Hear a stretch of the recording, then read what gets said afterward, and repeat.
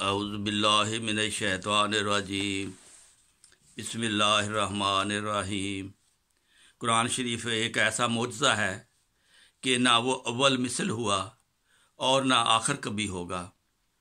اس کے فیوز و برکات کا دار ہمیشہ جاری ہے اور وہ ہر زمانہ میں اسی طرح نمایاں اور درخشاں ہے جیسا کہ نبی کریم صلی اللہ علیہ وآلہ وسلم کے وقت تھا۔ علاوہ اس کے یہ بھی یاد رکھنا چاہیے کہ ہر شخص کا کلام اس کی ہمت کے موافق ہوتا ہے۔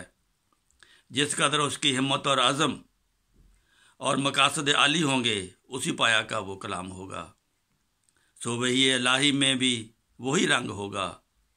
جس شخص کی طرف اس کی وحی آتی ہے، جس قدر ہمت بلند رکھنے والا وہ ہوگا،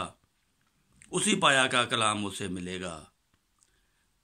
حضرت محمد رسول اللہ صلی اللہ علیہ وسلم کی ہمت اور استعداد اور عزم کا دائرہ چونکہ بہت ہی وسیع تھا، اس لیے آپ کو جو کلام ملا وہ بھی اس پایا اور رتبہ کا ہے کہ دوسرا کوئی شخص اس ہمت اور حوصلہ کا کبھی پیدا نہ ہوگا۔ ہم سچ سچ کہتے ہیں اور سچ کہنے سے کسی حالت میں روک نہیں سکتے کہ اگر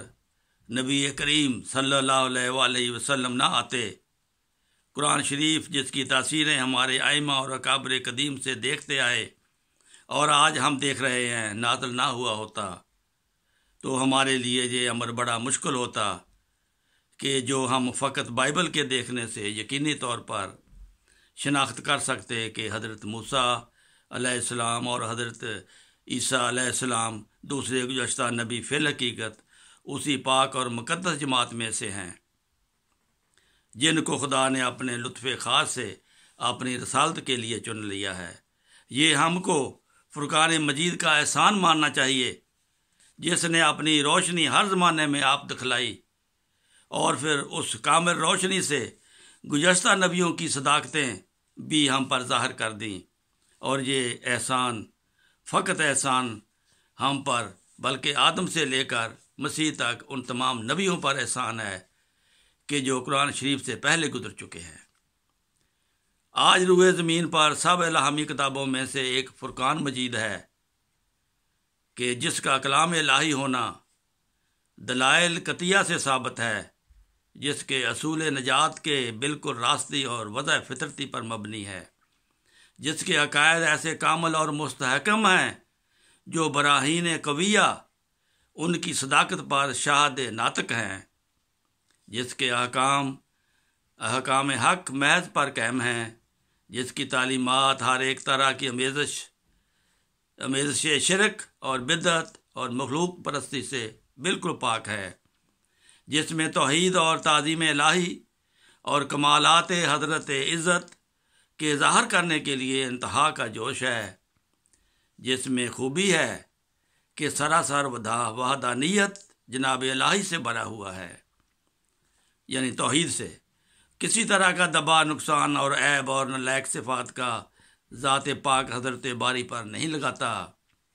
اور کسی اعتقاد کو زبردستی تسلیم نہیں کرواتا، بلکہ جو تعلیم دیتا ہے اس کی صداقت کی وجوہات پہلے دکھلا دیتا ہے اور ہر ایک مطلب اور مدعا کو حجج اور براہین سے ثابت کرتا ہے، ہر ایک اصول کی حقیقت پر دلائل واضح بیان کر کے مرتبہ یقین کامل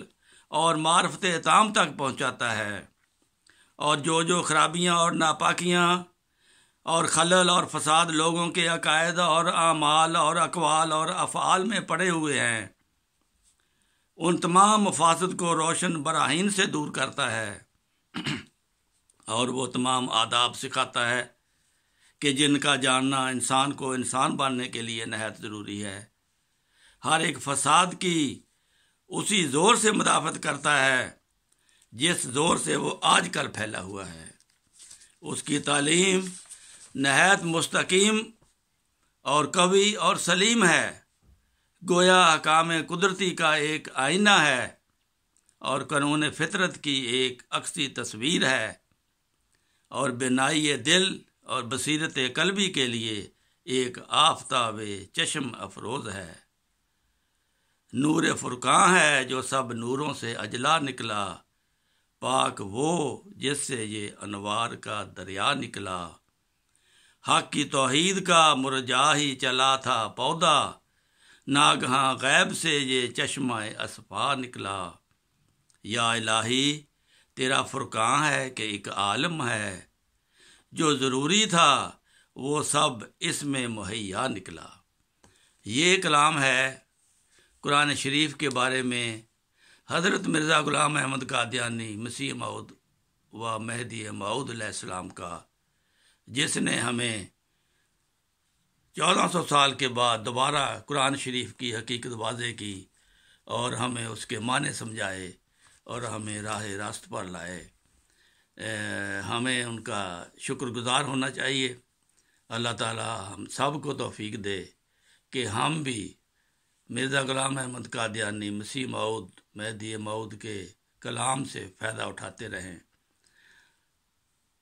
اللہم صلی علی محمد وبارک وسلم انک حمید مجید۔